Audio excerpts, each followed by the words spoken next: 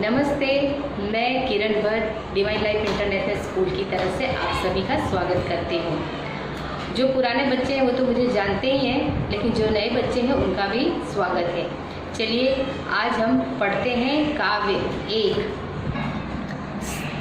Standard 8 subject Hindi काव्य 1 तेरी है जमीन। प्रस्तुत कविता एक प्रार्थना गीत है जिसमें ईश्वर के प्रति कृतज्ञता का भाव व्यक्त हुआ है, साथ ही ईश्वर की सर्वोपरिता को स्वीकार किया गया है। कृतज्ञता अर्थात उनके प्रति धन्यवाद प्रकट किया गया है दिल से। चलिए अब हम इसको पढ़ेंगे, आप भी ध्यान से इसे देखिए। तेरी है जमीन तेरा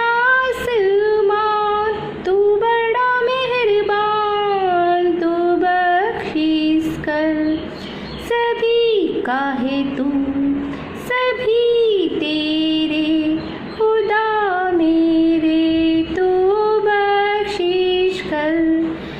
तेरी मर्जी से मालिक हम इस दुनिया में आए हैं, तेरी रहमत से हम सब ने ये जिस्म और जान पाए। तू अपनी नजर हम पर रखना, किस हाल में है ये खबर रखना। तेरी है जमीन तेरा आसमां, तू बड़ा मेहरबान तू बख्शिश कर। सभी का है तू सभी तेरे खुदा मेरे तू बख्शिश कर।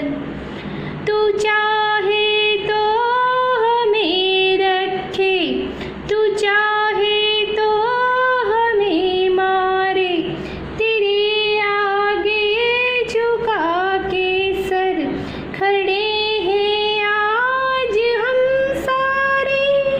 ओ सबसे बड़ी ताकत वाले, तू चाहे तो हर आफत टाले। तेरी है जमीन तेरा आसमां, तू बड़ा मेहरबान तू बख्शिश कर। चलिए अब हम काव्य को समझते हैं। यहाँ पर कवि ने, पहले तो मैं आपको बता दूं बच्चों, ये काव्य एक फिल्म में भी आया है जिसका नाम है द बर्निंग ट्रेन। उसमें आप देख सकते हैं इस काव्य को, जहाँ पर बहुत ही तकलीफ में फंसे हुए लोग ईश्वर को याद करते हैं और ईश्वर से प्रार्थना करते हैं कि जब भी लोग मुसीबत में फंसते हैं या कोई प्राकृतिक आपदा आती है या कोई महामारी होती है तो लोग ईश्वर को याद करते हैं, जैसा आज के इस कोरोना टाइम में हम देख सकते हैं बच्चों। तो यहाँ पर कवि ने इस कविता के माध्यम से ये कहा है कि हे ईश्वर तुम सर्वशक्तिमान हो। देखिए क्या कह रहे हैं, तेरी है जमी तेरा आसमां, तू बड़ा मेहरबान तू बख्शिश कर।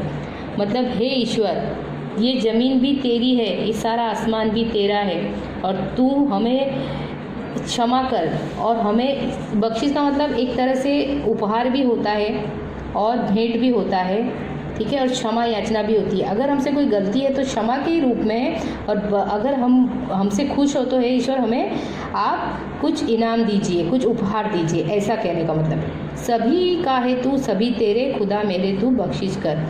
हे ईश्वर जब हम सभी मनुष्य तेरे हैं और तू हमारा है तो तू हमें कुछ उपहार दे या क्षमा कर।